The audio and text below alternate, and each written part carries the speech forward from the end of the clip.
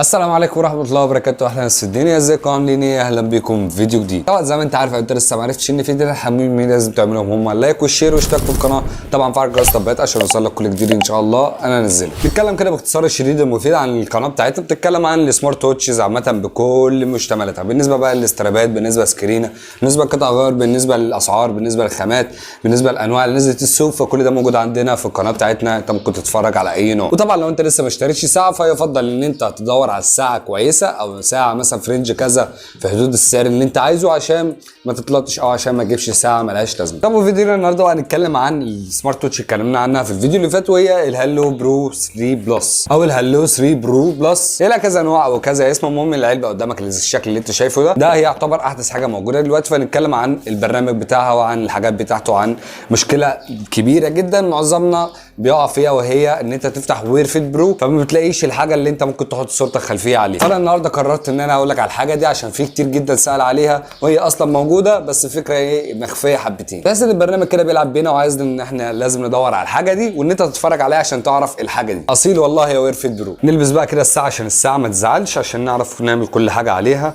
طبعا الاستراب ده انا اتكلمت عن ايه، استراب ضيق قوي، تعالى نوسعه ايه سنه. طبعا انت لو عايز اي استراب اي سكرين اي كفر اي حاجه بالنسبه لقطع غيار، فطبعا انا عامل لسه فيديو ما كملش يومين او 3 موجود عندنا في القناه هنا. وطبعا زي ما قلت لك لو عايز تشتري اي حاجه فاللينك الموقع بتاعنا اللي هو الكينج ستور موجود عندك في الديسكربشن تحت، او روح على اي مكان اكتب عليه كينج ستور هيجيب لك الموقع بتاعنا. فنفتح كده. انا لسه دوب عامل الخلفيه اللي قدامك دي هي ممكن ما تكونش واضحه قوي بالنسبه لك، بس هي خلفيه بصراحه كويسه جدا، وطبعا احنا هنغيرها ونعمل خلفيه جديده. فطبعا البرنامج اللي بنتكلم عنه هو الوير فيت برو. فنفتح كده التليفون بتاعنا. لا طبعا لازم اهم حاجه يكون في نت بقى، داتا نت واي فاي، اهم حاجه يكون في نت عامه. طبعا نفتح برنامج وير فيت برو، انا سجلت عليه قبل كده فانا همسح اللي احنا سجلناه ونبدا من جديد عشان انت طبعا لو عندك اي مشكله. فهنا طبعا في اعلانات، فهنيجي على كلمه معدات اللي قدامك دي. طبعا اول حاجه انت مش هتلاقي الحاجات دي خالص، هتلاقي الاول هيقول لك سجل. طبعا هتلاقي هنا كده الجيميل تحت كده، لازم تسجل بالجيميل بتاعك في الاول لو انت اول مره تستخدم البرنامج. فهنيجي هنا مثلا على الساعه دي ونمسحها، نحذف الجهاز الحالي عشان نبدا من جديد. فاحنا كده يعني ايه كده الساعه مش مرتبطه معانا، فندوس هنا كده على اضافه الجهاز. طبعا لازم تكون فاتح الموقع والبلوتوث والنت. فظهرت قدامنا اهي اللي هي الهالو 3 برو بلس.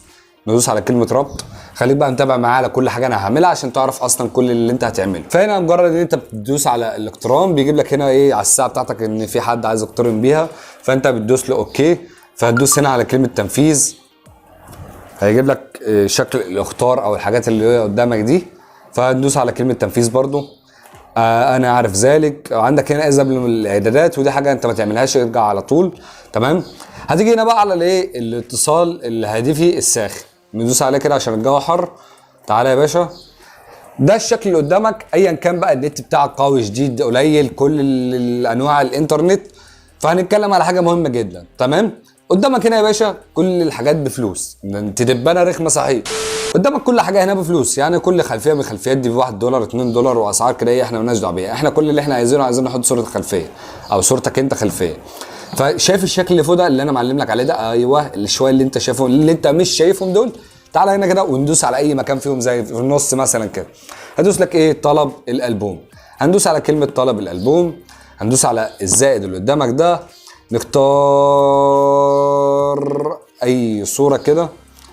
طبعا التليفون معلوش اي صوره ممكن نحطها، فممكن نختار صوره الخاتم ده مثلا الشكل اللي انت شايفه ده، ندوس عليها. تمام. انا كده في حد برضو اقتلها الدبانه دي. كان في حد برضو سألني على حاجه زي كده فبيقول لي ان انا حطيت صورتي وبتاع وكلمه ودوس على كلمه تركيب برضو ما بيجيبش الصوره. فالفكره كلها ان انت لازم تدوس على الصوره زي ما انا دوست كده بالظبط. لازم ان انت تدوس على الصوره نفسها عشان تفهموا ان انت الصوره دي انت اللي عايز تحطها. فعندك هنا طبعا الوان الشكل، الالوان اللي موجوده عندك بالنسبه للتاريخ وبالنسبه للوقت. وعندك هنا المكان بتاعه، انت عايز المكان بتاعه فين، اللي في النص فوق تحت. وتدوس على كلمه تركيب. هي بتاخد تقريبا معاك اكتر، ممكن نقول دقيقه دقيقتين. وطبعا لازم تكون الساعه قريبه من التليفون، ولازم التليفون يكون فيه نت. وطبعا لو وصلنا لحد هنا ما تنساش تعمل لايك. فانت لو هتلاحظ هتلاقي شكل الصاروخ اللي قدامك ده بيدل ان الساعه بتستقبل الخلفيه. طبعا هنا انتهت والخلفيه اتحط قدامك شكل الخاتم اللي احنا لسه حاطينه. تمام. ده بالنسبه للناس اللي مش عارفه المكان او اللي مش لاقي المكان اللي انت ممكن تحط صورتك خلفيه. هي الفكره بس ان هو مش باين او مش ظاهر. ده بمعظم الحاجات الجديده ما بيكونش كده. زمان كان بالنسبه لي عادي بيكون مكتوب كلمه يعدل او يكيف فبيكون موجود عادي. تعال نرجع لورا كده ايه ونكمل بقيه الحاجات. فعندك هنا فيديو تعليمي دروس الرسم، عندك صوت تطبيقات. هنا تطبيقات انت ممكن تضيفها على الساعه بتاعتك وهي حاجات معينه مثلا زي فيديو قصير التحكم. في عندك ويرفيت بروج شات جي بي تي، معدل التنفس، نسبة السكر. كل الحاجات دي انت ممكن ايه تضيفها على السمارت ووتش بتاعتك. وانت طبعا ما بيكونش على كل السمارت ووتش، على انواع معينة. فنيجي هنا على كلمة مثلا تنبيه، وده الحاجات اللي انت عايز السمارت ووتش بتاعتك تنور لما يجي لك عليها اشعار. فانت اختار اللي يعجبك. عندك انواع واشكال كتيرة جدا. اضافة بقى ايه الجهات الاتصال المفضلة دي اللي هي الجهات اللي انت عايز اسمهم يظهر على الساعة لما حد يرن عليك اسمه فلان فلاني يظهر عندك. هنا مثلا الحاج الحاجه محمد احمد محمود، كل الاسامي دي تبان عندك انت بتسجلها هنا بالنسبه للابلكيشن. نيجي هنا عند بطاقه العمل، ودي يعني فيها حوارات كده ما بتشتغلش مع كل الساعات. انت مثلا عاوز تعمل اقتران بالواتساب ان الرسائل تجي لك عليها هنا تعرف تقراها، ودي حاجه قليله. طبعا هنا البرنامج بيحاول يرخم علينا ان احنا ايه فاهم. انا مشترك على فكره في الفيسبوك. نرجع هنا كده عندي مثلا تقرير الطقس ده شغال معاك. عندك جهاز البحث، مجرد ما بتدوس عليها زي ما انت شايف كده بيعمل فايبريشن جامد ويقول لك ان انا موجوده معاك هنا. في عندك هنا التذكير الصحي، وده مهم جدا جدا جدا. انت ممكن تاخد بالك منه بالنسبه لانت كشخص رياضه او كشخص عامه عادي جدا. مثلا بتقعد على مكاتب كتير او بتقعد على كرسي بتشتغل على كمبيوتر ايا كان بقى.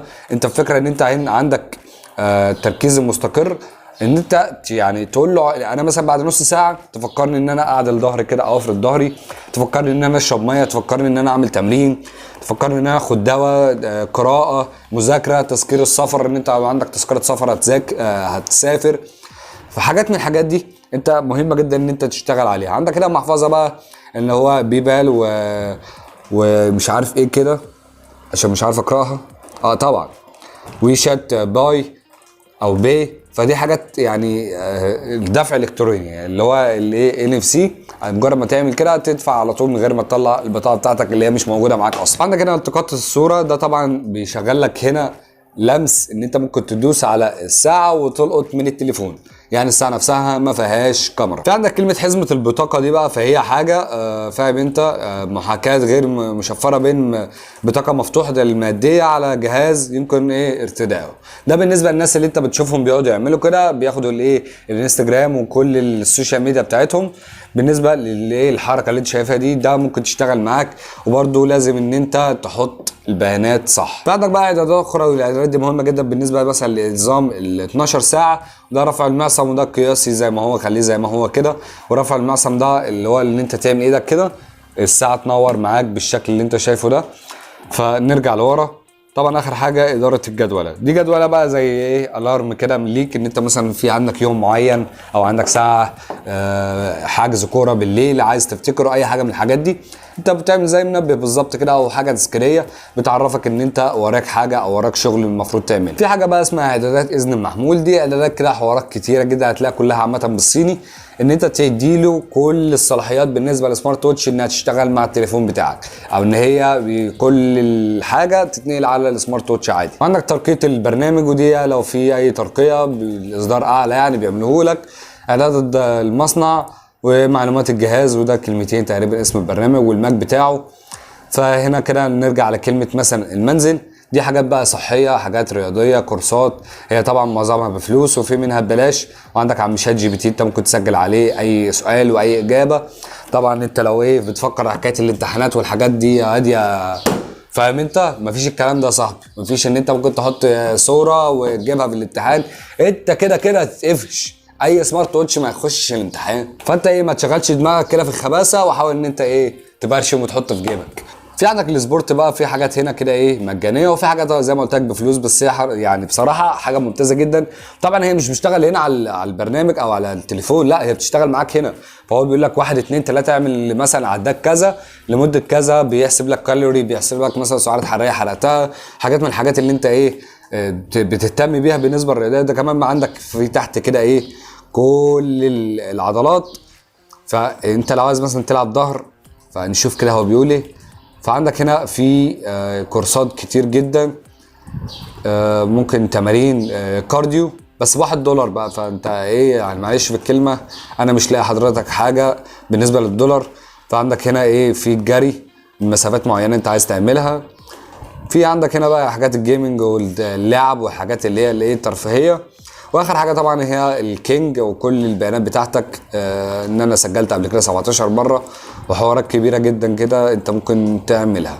وبس تقريبا مفيش حاجه تانية ممكن نتكلم عنها بالنسبه للبرنامج ده. بس في حاجه مهمه انت ممكن نتكلم عنها، وهي ان احنا لازم نروح على البلوتوث كده ونجيب الساعه نفسها. الساعه نفسها هنجيبها ازاي؟ انت عايز الصوت يخرج من الساعه نفسها، فانت هتدي لها كل الصلاحيات، او ان انت تقول لها الصوت بتاعك مشاركه لكل حاجه هنا. فمثلا ندوس على كلمه بحث، فقدامك اهو هو يا دوب اقترن بيها السماح بكل حاجه. انت كده بالنسبه لك الصوت وكل حاجه هتخرج من السمارت ووتش مش من التليفون. طبعا انت عايز تغير حاجه زي كده هتخش عليها، عندك مشاركه جهات الاتصال، جهات الارسال، وكل الحاجات اللي انت شايفها دي. عايز تخلي الصوت بقى يخرج من التليفون بتاعك زي ما هو، هتدوس على الاعدادات الصوتيه اللي قدامك دي الوسائط وهتقفلها. كده بالنسبه لك الصوت هيخرج من التليفون بتاعك مش هيخرج من السمارت ووتش. وكده تقريبا بقى مفيش حاجه تانية ممكن نتكلم عنها بالنسبه للبرنامج ده. وكده كانت اللقطه المهمه ان احنا نعرف ازاي تحط صوتك خلفيه، لان الاسم او الكلمه مش موجوده من فوق. فانا حاولت ان انا ابين لك الحوار ده عشان ايه، يبقى الموضوع سهل بالنسبه لك. وطبعا لو عجبك الفيديو ما تنسانيش بلايك واشترك طبعا في القناه، فعل جرس التنبيهات. ولو انت عجبك يعني الفيديو كده تكتب لي اي كومنت كده تشجيع، حاجه تشجعني كده ان الواحد يكمل. وطبعا لو عاوزت اي حاجه بالنسبه للسمارت ووتش، بالنسبه لاي حاجه، بالنسبه طبعا انت عايز تسال على حاجه بالنسبه للسمارت ووتش دي او اي سمارت ووتش ثانيه، فعندك التعليقات هنا، او عندك لينك الانستجرام والفيسبوك والواتساب، ممكن تبعت لي على واحد فيهم وانا معاك. ولو فكرت تشتري اي حاجه بالنسبه للسمارت ووتش او قطع الغيار، فعندك لينك الموقع بتاعنا اللي هو الكينج ستور، ده عليه معظم الساعات ومعظم الساعات السمارت العاديه ومعظم قطع الغيار. طبعا لو عاوزت اي حاجه ممكن تشتري من عليه. وتابعونا على الانستجرام عشان بنزل عليه شغل جامد جدا بالنسبه للفيتنس وبالنسبه للرياضه وبالنسبه للحاجات اللي هي ايه مسابقات، بالنسبه للتعليميه، للحاجات الرياضيه، كل الحاجات دي موجوده عندي على الانستا بتاعي اللي هو مصطفى العجمي 2000. واستنوني الفيديوهات الجايه كتير ان شاء الله، وزي ما بقول لكم دايما فكروها صح.